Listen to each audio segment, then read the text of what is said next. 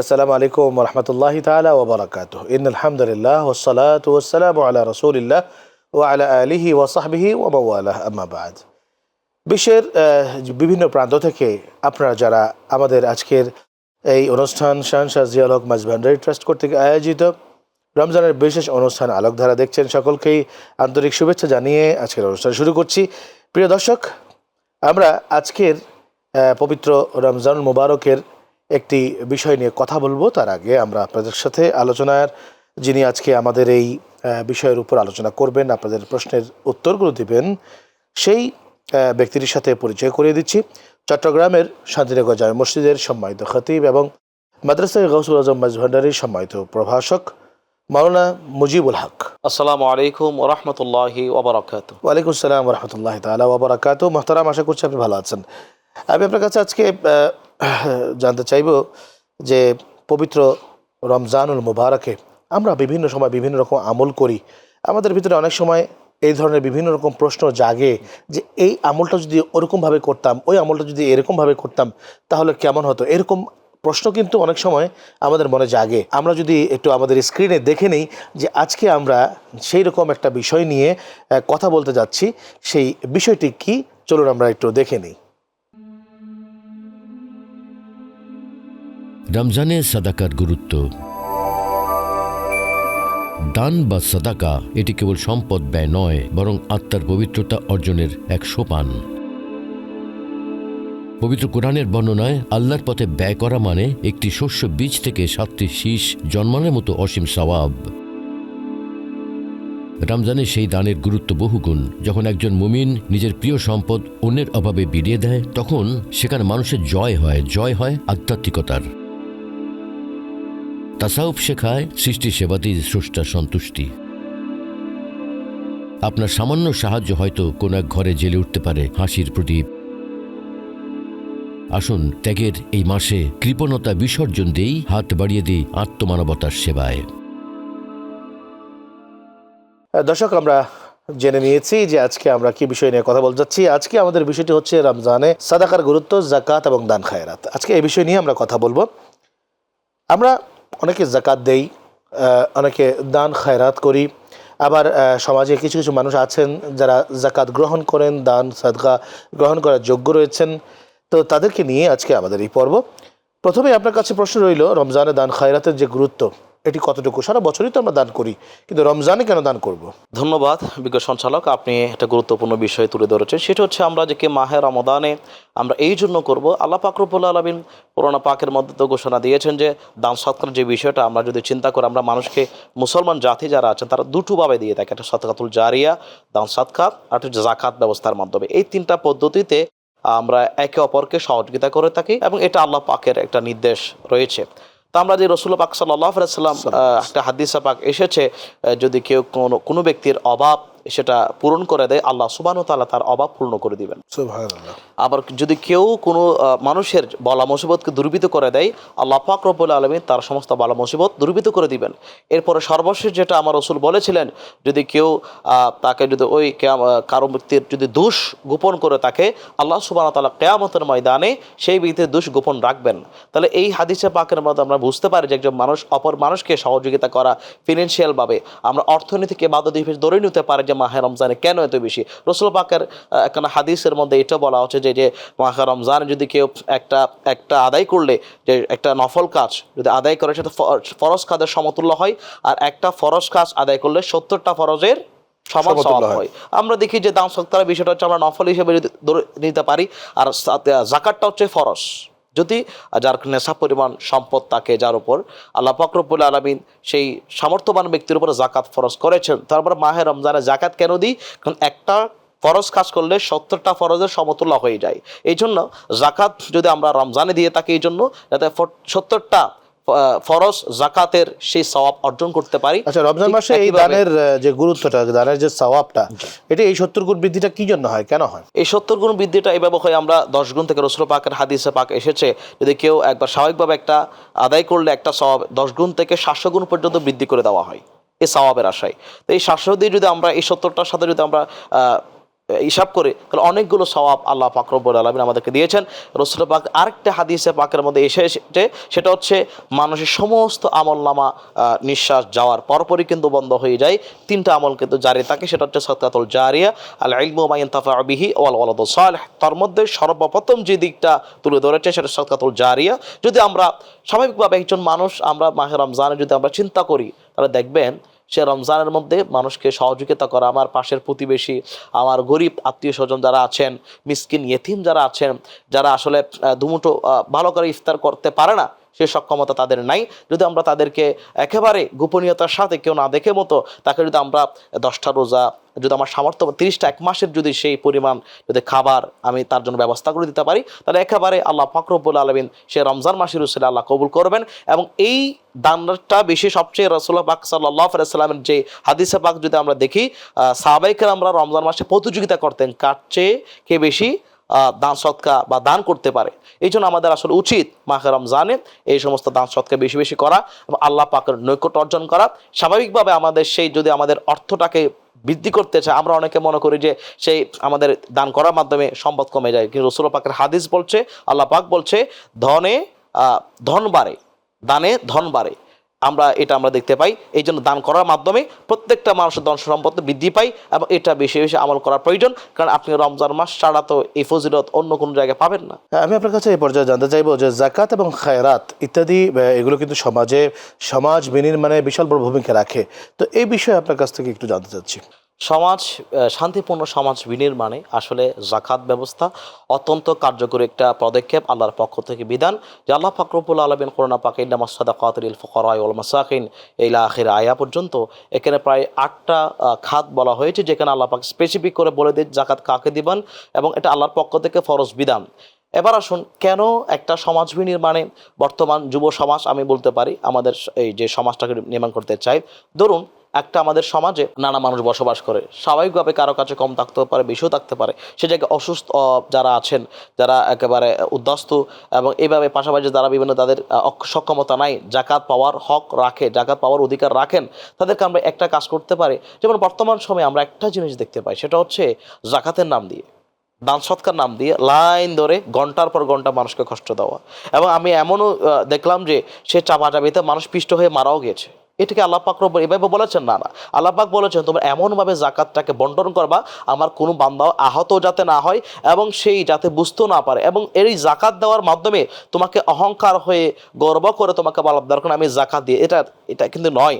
অর্থাৎ আপনি জাকাত দানের মাধ্যমে কোনো বেনিফিট তাদের কাছ থেকে ওই স্বার্থ হাসিলের উদ্দেশ্য করতে পারবেন না, এটা আপনার স্বার্থ হবে একমাত্র আল্লাহকে রাজি করার জন্য, এবং এটা গরিবের হক। সেই হিসেবে বর্তমান সময়ে আমি মনে করি শান্তিপূর্ণ সমাজ বিনিময়ে এমন একটা জাকাত ব্যবস্থা চালু করা, মনে করেন একটা মানুষকে আমি একটা লুঙ্গি দিলাম, একটা যে কোনো একটা বস্তু দিলাম, এটা আসলে কোনোভাবেই সেই স্টাবলিশ হতে পারবে না, তাকে আমি করতে হবে সেটা হচ্ছে এককালীনভাবে তাকে একটা মনে করো কোনো একটা দোকানের ব্যবস্থা করে দিতে হবে, তাকে যদি আমরা কোনো একটা খামারের ব্যবস্থা করে দিয়ে থাকি, তাকে যদি আমরা কোনো একটা যদি রিক্সা অথবা স্টাবলিশ করে দিতে পারি, এটা হচ্ছে সমন্বয় করে।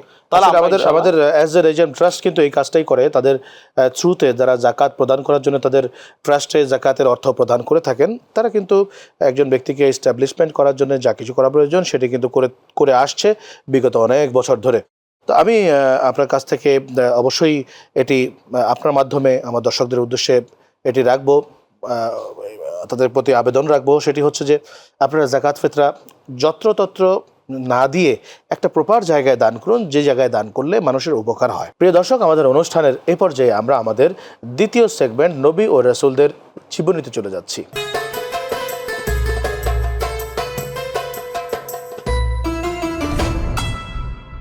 মোহতারাম, আমরা জানি হযরত আইয়ুব আলাইহিস সালাম, যিনি সাবির, যাকে কোরআন শরীফে অত্যন্ত ধৈর্যশীল বলা হয়েছে, তার ধৈর্যের কারণে আল্লাহ রাব্বুল আলামিন তাকে উপমা দিয়েছেন ধৈর্যের উপমা। তো হযরত আইয়ুব আলাইহিস সালামের জীবনী সম্পর্কে খানিকটা যদি বলতেন। বিজ্ঞ সঞ্চালক, ধন্যবাদ। আপনি গুরুত্বপূর্ণ জীবন নবী রাসূল জীবনের মধ্যে যাকে তুলে ধরেছেন, আপনি নিজেই বলেছেন সাবির, সেই হিসেবে হযরতে আইয়ুব আলাইহিস সালামের ছিলেন আসুদ ইবনে রাজি ইবনে রুম ইবনে আবদ আয়াস থেকে ওনার সে বংশনামা, এবং ইব্রাহিম আলাইহিস সালামের সে বংশ থেকে আসছে। এবং আরেকটা যেটা আমরা দেখতে পাই, তার বংশধারার মধ্যে হাতে আইয়ুব ইবনে আসুস ইবনে রাজি ইবনে রুম ইবনে আয়াস এবং ইবনে ইসহাক ইবনে ইব্রাহিম, তার আম্মাজান হাজরত উরওয়া ইসলাম বংশধর ছিলেন। তার স্ত্রী হাজরতে রাহমা বিনতে রাশামির অথবা আফরাইন নামেই ছিলেন, এবং যিনি ইউসুফ আলাইহিস সালামের পুত্র হিসেবে ছিলেন। আইয়ুব আলাইহিস সালামের যদি আমরা বয়স দেখতে পাই, ওনার 93 বছর বেজেছিলেন। তার উপর শুধু 3 জন লোক ঈমান এনেছিল আইয়ুব আলাইহিস সালামের উপর, সেই বংশধর উপর। আমরা দেখি যে আইয়ুব আলাইহিস সালামের উপর অনেক কঠিন পরীক্ষা গিয়েছে। আপনি যেটা বললেন সওয়াবের বলা হচ্ছে, কেন হযরতে আইয়ুব আলাইহিস সালামকে আল্লাহ পাক রব্বুল আলামিন সর্বপ্রথম একেবারে প্রশাসনের দিক দিয়ে, আরাম আয়েশের দিক দিয়ে, ধন সম্পদ, অট্টালিকা, প্রচুর প্রাচুর্য দিয়ে আল্লাহ পাক রব্বুল আলামিন আইয়ুব আলাইহিস সালামকে প্রথম দিকে ভরপুর করে রেখেছেন। এবং তিনি এত বেশি ইবাদতে মগ্ন ছিলেন, তার সম্পদ ছিল, অট্টালিকা ছিল, ধনরত্ন ছিল, এবং তার ফোর্স গার্ড ছিল, একেবারে প্রশাসক হিসেবে উনি ছিলেন, রাজা বাদশার মতো ছিলেন। কিন্তু এতগুলো থাকার পরও ইবাদত থেকে বিন্দু মাত্র বিচ্যুত হয় নাই। এখন শয়তান একটা আল্লাহর দরবারে বলল, বারে তাআলা, আপনি হযরত আইয়ুব আলাইহিস সালাম হয়তো সেই বেশি বেশি ইবাদত করছে কারণ আপনি তাকে আরামভাবে রেখেছেন বিদায়। অর্থাৎ আপনি তাকে খাবারের কোনো টেনশন নাই, হ্যাঁ, তাকে চলাফেরার কোনো টেনশন নাই, এবং সে তার কোনো আসলে খাবার ক্ষেত্রে কোনো তার কোনো পিছনে কোনো পিছুটান নাই, যার কারণে সে এত আরাম আয়েশ থাকার কারণে আল্লাহ আপনার বেশি বেশি ইবাদত করার সক্ষমতা রাখেন। তখন এই শয়তান যখন এটা বলা হলো, আল্লাহ পাক রব্বুল আলামিন ওই শয়তানকে বলতে লাগলো যে আমার হযরত আইয়ুব সে যেমন তেমন নবী নয়, সে ধন সম্পদ থাকলো, অট্টালিকা থাকলো আমার ইবাদত করবে, আবার ধন সম্পদ না থাকলেও আমার ইবাদত করবে। এটা হচ্ছে আমার একটা বিশ্বাস। তখন আল্লাহ পাক রব্বুল আলামিন, এবং এটা একটা রাওয়ায়াতের মধ্যে এটাও কিন্তু আছে যে আইয়ুব আলাইহিস সালামকে আল্লাহ পাক প্রশ্ন করেছিল যে আপনি কি চান, আপনি কি ধন সম্পদ চান নাকি আপনি এভাবে চান? তখন তিনি বলছিলেন, ইয়া বারে তাআলা, আপনি আমাকে ধন সম্পদ, আমাকে বলা মুসিবতে রাখেন, অথবা আপনাকে এই অক্ষমতার মধ্যে রাখেন যাতে আপনার উপর আমি বেশি বেশি ধৈর্য ধারণ করতে পারি। এবং আপনি জানেন মুত্তাকিদের 3টা বৈশিষ্ট্য আছে। মুত্তাকি যারা, আল্লাহওয়ালা যারা আছে, তাদের 3টা বৈশিষ্ট্যের মধ্যে একটা বৈশিষ্ট্য হচ্ছে তারা যা সামনে যেটা আসবে সেটা আল্লাহর উপর তাওয়াক্কুল করে ভরসা করবে, আর যেটা পেয়েছে সেটা তারা শুকর আলহামদুলিল্লাহ বলে এটার উপর ইস্তেকামত থাকবে, আর যেটা অতীত হয়ে গেছে সেটার ধৈর্য ধারণ করে সেটাকে যত বেশি ইবাদত আল্লাহ শুকরিয়া জ্ঞাপন করবে। তো আমরা দেখি যে এই দৃষ্টিকোণ থেকে আল্লাহ পাক রব্বুল আলামিন যখন শয়তান এই আর্গুমেন্টটা করলো, তখন আমার আল্লাহ পাক রব্বুল আলামিন শয়তানকে সেই এভিডেন্সটা দেওয়ার জন্য উনি সাথে সাথে উনি বললেন তার কাছ থেকে ওই ধন সম্পদ রত্ন সবগুলো ছিনিয়ে নিয়েছেন, এবং তার উপর অনেক বলা মুসিবত, তার কষ্ট, তার উপর বিভিন্ন অসুস্থতা, এবং আপনি দেখতে পারেন তার ছেলে সন্তান, মেয়ে সন্তান সমস্ত কিছু নিঃশেষ হয়ে গিয়েছে। সবাই একে একে অ্যাপ্লিকেশন করতে লাগলো যে ইয়াকুব, যে আপনার তো ধন সম্পদ এগুলো ধ্বংস হয়ে যাচ্ছে। তখন বলেন আল্লাহ সবর, আল্লাহ, আমি আল্লাহর উপর তাওয়াক্কুল করছি। আবার বলছেন আপনি তো, আপনার মা বাবা চলে যাচ্ছে, আপনার সন্তান চলে যাচ্ছে, তিনি বিন্দুমাত্র এখানে বিচ্যুত করতে পারেন, সবসময় লিল্লাহি আল্লাহর উপর তাওয়াক্কুল রেখেছেন। আসলে আপনার প্রশ্ন, আপনার এই আজকের আলোচনা থেকে যেটা বুঝলাম তা হচ্ছে হযরতে আইয়ুব আলাইহিস সালাম তিনি ছিলেন ধৈর্যের এক চরম পরাকাষ্ঠা, চরম একটা উদাহরণ। আপনাকে অসংখ্য ধন্যবাদ। প্রিয় দর্শক, আমরা আমাদের অনুষ্ঠানের 3য় সেগমেন্ট তথা রমজান জিজ্ঞাসায় আমরা চলে যাচ্ছি।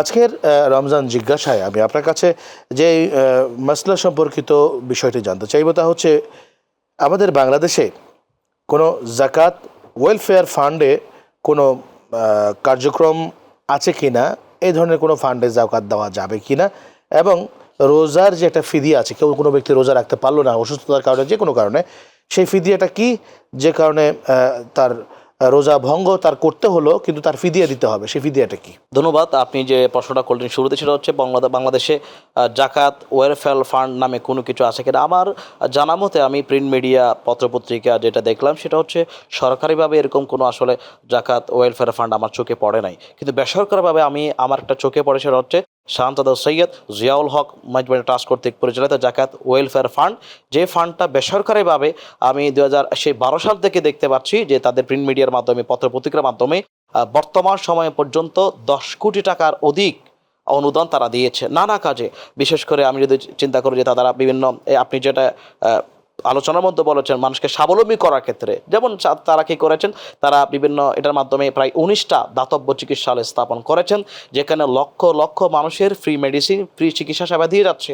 এরপর আমাদের মা বোন যারা আছেন, মা বোনদের ক্ষেত্রে আমরা এই পর্যন্ত দেখতে পাই যে তারা প্রায় 100-এর কাছাকাছি সেলাই প্রশিক্ষণ কেন্দ্র স্ট্যাবলিশ করে এবং হাজার হাজার নারীদেরকে তারা কিন্তু স্বাবলম্বী করাচ্ছে এই জাকাত ওয়েলফেয়ারের মাধ্যমে। এরপর আমি শিক্ষা প্রতিষ্ঠানের দিকে যদি তাকাই, দেখবেন অসংখ্য শিক্ষা প্রতিষ্ঠান আছে যারা হয়তো টাকার অভাবে, যারা হয়তো বিভিন্ন অভাবে তাদের ওই পড়ার গতিটাকে শিক্ষা কার্যক্রম চালাতে ব্যর্থ হচ্ছে। সেক্ষেত্রে আমরা জাকাত ওয়েলফেয়ার ফান্ড, তারা কিন্তু শিক্ষা, মাদ্রাসা, মসজিদ এই সমস্ত শিক্ষার কাজে আমরা দেখতে পাই। এবং আরেকটি বিষয় আমরা দেখতে পাই যে মানুষের স্বাবলম্বী করার ক্ষেত্রে শিক্ষা খাতে কিছু মানুষ হয়তো চোখের ছানে অপারেশনের কাজে ব্যবহার করা হচ্ছে। এরপর আমরা দুস্থ বন্যাত্ম কবলিত মানুষের পাশে দাঁড়িয়ে তারা কিন্তু তাদের পাশে দাঁড়াচ্ছে। এভাবে আমরা অসংখ্য নানা খাতে নানামুখী কাজে শাহজাদ সৈয়দ জিয়াউল হক মাইজবান্ডারি ট্রাস্টের মাননীয় ম্যানেজিং ট্রাস্টি রাহবারে আলম আলহাজ শাহসুফ সৈয়দ মোহাম্মদ হাসান মাইজবান্ডারি মওলানা হুজুর, তার যে ট্রাস্ট এসজেড এটিএম ট্রাস্ট জাকাত ওয়েলফেয়ার ফান্ডের মাধ্যমে বর্তমান আমাদের চোখে পড়ার মতো আপনি দেখেছেন যে আমাদের চট্টগ্রাম কিডনি ফাউন্ডেশন বলেন, সেখানেও কোটি টাকা দিয়েছে, ক্যান্সার হাসপাতাল সেখানেও দিয়েছে, এবং চট্টগ্রাম মেডিকেল কলেজ হাসপাতালে 2 কোটি টাকার প্রকল্পে সিসিও সংস্কারের মাধ্যমে এখন সবাই কিন্তু সামগ্রিকভাবে সবাই সেবা নিচ্ছে। এরপরে আরেকটি যে প্রশ্নটা করলেন সেটা হচ্ছে ফিদিয়ার কথা বললেন, রোজার ফিদিয়ার কথা। দেখুন আমাদের বর্তমান সময়ে রোজাদার ব্যক্তিদের ক্ষেত্রে আমি আগেও বলেছি, ইসলাম কিন্তু জটিল ধর্ম নয়, ইসলাম একেবারে সহজ ধর্ম। সেক্ষেত্রে রোজার যে ফিদিয়া সেটা হচ্ছে, অনেক মানুষ কিন্তু আপনাকে বলেছিলাম যে রোজার কাজা বা কাফারা আদায় করতে ব্যর্থ হন, মানে এমন রোগে ওনাকে ধরে ফেলেছে যেই রোগটার কারণে হয়তো উনি করতে পারছে না অথবা আদায় করতে পারছে না, আবার যেই এটা আদায় করার কথা 60টা রোজা রাখা বা গোলাম আজাদে সেটা বিষয় আসছেও না। এবং আরেকটি যে অপশন আছে, অনেক সময় আমরা দেখি যে মানুষ মারা গিয়েছে, তার তার ওই বছর থেকে বছর তার সন্তানরা চাচ্ছে যে আমার বাবা মা মারা গেল, ওইটা হিসাব করে আমি ফিদিয়াটা দিয়ে দিব। সেজন্য রোজার ফিদিয়া হচ্ছে প্রত্যেকটা রোজার যে ফিদিয়াটা, যার ফিতরা আমরা ফিতরা আদায় করে থাকি, সেই ফিতরা সমপরিমাণ একটা রোজার বিনিময়ে উনি যদি 3টা রোজা চলে যায় অথবা 60টা রোজা চলে যায় অথবা 3 বছরও যদি চলে যায়, ওটা হিসাব করে রোজার ফিদিয়াটা দিয়ে দিলে আশা করে ওই ব্যক্তির পক্ষ থেকে হকটা আদায় হয়ে যায়। এবং এটার মাধ্যমে আল্লাহ পাক রব্বুল আলামিন একটা সুন্দর একটা শীতলতা ব্যবস্থা করেছেন। এবং আমি আরেকটা বিষয় আপনাকে তুলে ধরতে, সেটা হচ্ছে আমরা অনেক সময় দেখি যে আল্লাহর দেওয়া যে হুকুম, যেমন আল্লাহ পাক রব্বুল রোজা যেমন ফরজ করেছেন, আবার রোজা অবস্থায় কেউ মুসাফির থাকলে, অসুস্থ অবস্থায়, এটা কোন আল্লাহর বিধান, ওমান কানা মারিদান আও আলা সাফারিন ফাইদাতুম মিন আইয়ামি উখর, আল্লাহ পাক রব্বুল আলামিন বলেছেন। কিন্তু আমরা অনেক সময় দেখি যে অযাচিত, আপনার মিডিয়ার মাধ্যমে চোখে পড়ে জানি না, অযাচিতভাবে আমরা কিছু ঘটনা দেখতে পাই, কোনো মানুষ সেই মুসাফির অবস্থায় যাচ্ছে, গাড়িতে করে যাচ্ছে, তার শরীরটা পাচ্ছে না, সেও তো একপাশে গিয়ে খাবার পানীয় পান করছে, আমরা সন্দেহজনকভাবে তাকে পিটানো আরম্ভ করে থাকি, এত আবেগে আমরা হয়ে যাই, কিন্তু আমরা দেখি না তার শরীর অবস্থাটা কেমন। এই জন্য ধন্যবাদ। আমাদের এই বিষয়গুলোর প্রতি অবশ্যই খেয়াল রাখা উচিত। এমন আপনি জানেন যে আমাদের শাহ জিয়াউল হক মাইজভান্ডারি ট্রাস্টের যে ফেসবুক পেজ রয়েছে, সেখানে অনেক ফলোয়ার রয়েছে, অনেক ফ্যান রয়েছে, যারা রীতিমতো বিভিন্ন অনুষ্ঠানগুলোতে তারা প্রশ্ন করে থাকেন। তো আমাদের সেরকম একটি প্রশ্ন নিয়ে আজকে আমরা কথা বলতে যাচ্ছি। প্রিয় দর্শক, এবারে সেগমেন্ট রুহের আয়না।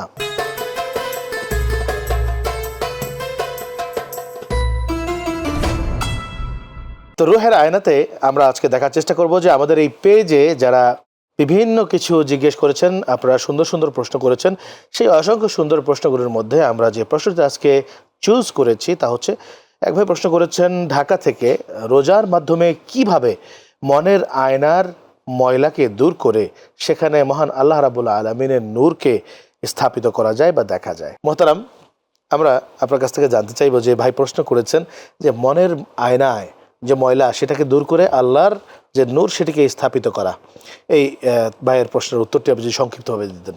ধন্যবাদ। আমার প্রিয় ভাই একটি প্রশ্ন করেছেন, যে বিষয়টা হচ্ছে আসলে মাহে রমজানের যেই রোজা, এটি আমাদের কিভাবে মনের ময়লাগুলোকে কীভাবে আমরা দূরীভূত করতে পারি, সেটার কাছে আমরা জানি আল্লাহ পাক রব্বুল আলামিন ইয়া আইয়ুহাল্লাযীনা আমানু কুতিবা আলাইকুমুস সিয়াম কামা কুতিবা আলাল লাযীনা মিন ক্বাবলিকুম লাআল্লাকুম তাত্তাকুন, অর্থাৎ লাআল্লাকুম তাত্তাকুন তাকওয়া অর্জনের জন্য। এবং রাসূল পাকের আরেকটা হাদিসে পাক মাল্লাম ইয়াদা ক্বাওলা যুর, যেটা অর্থাৎ হচ্ছে যদি কেউ রোজাদার অবস্থায় যদি মিথ্যা কথা বলে, গর্হিত কাজ যদি ছাড়তে না পারে, সেই উপবাস আমি আল্লাহর কাছে কবুল হবে না। এই জন্য আমাদের রোজার যেই মূল টার্গেট সেটা হচ্ছে ভিতরের ময়লাকে পরিষ্কার করা, অর্থাৎ লোভ, হিংসা, অহংকার, গীবত, গর্হিত কাজ, মিথ্যা বলা, এই সমস্ত অশ্লীলমূলক কাজগুলো পরিহার করার মাধ্যমে, অন্তরকে পরিষ্কার করার মাধ্যমে রোজা আমাদেরকে এই তাগিদ দেয়। আল্লাহ পাক আমাদের সকলকে বোঝার তৌফিক দান করুন। আপনাকে অসংখ্য ধন্যবাদ। আপনাকেও ধন্যবাদ। প্রিয় দর্শক, আমরা এতক্ষণ যাবৎ মাওলানা মুজিবুল হক সাহেবের কাছ থেকে গুরুত্বপূর্ণ আলোচনা শুনলাম দান খয়রাতের উপরে, এবং রমজানে দান খয়রাতের উপরে, বিশেষ করে রমজানে দান করলে অধিক সওয়াব হয়। একটা সওয়াবকে 70 গুণ বৃদ্ধি করে মহান আল্লাহ রাব্বুল আলামিন দান করে থাকেন। এবং সেই সাথে সাথে বাংলাদেশে যে HM ট্রাস্টের যে জাকাত ওয়েলফেয়ার ফাউন্ডেশন রয়েছে, সেটির যে কার্যক্রম, সে বিষয়ে তিনি আমাদেরকে বললেন। আল্লাহ রাব্বুল আলামিন জাকাত মাধ্যমটাকে একটা সামাজিক সেতুবন্ধন রূপে তৈরি করে দিয়েছেন, যাতে করে সমাজে ধনী শ্রেণী এবং গরিব শ্রেণী উভয়ের মাঝে কোনো বিশাল বড় ফারাক না থাকে। গরিব শ্রেণীর মানুষ যদি কিছুটা গরিবও হয়, তবুও যেন সে তাল মিলিয়ে ধনীরা যেভাবে চলাচল করে সেভাবে না পারলেও অন্তত ভালো মতো চলতে পারে, সেজন্য কিন্তু জাকাত ব্যবস্থা। আর এই জাকাতে কেউ যেন এটাকে জরিমানা মনে না করে, এবং বরং এটাকে ইবাদত হিসেবে মনে করে দেওয়ার সচেষ্ট থাকে। আল্লাহ রাব্বুল আলামিন সেই তৌফিক আমাদেরকে দান করুন, আমিন। সবাই ভালো থাকবেন, সুস্থ থাকবেন, সেই কামনা করে আজকের অনুষ্ঠান এখানে শেষ করছি। আসসালামু আলাইকুম ওয়া রাহমাতুল্লাহি ওয়া বারাকাতুহু।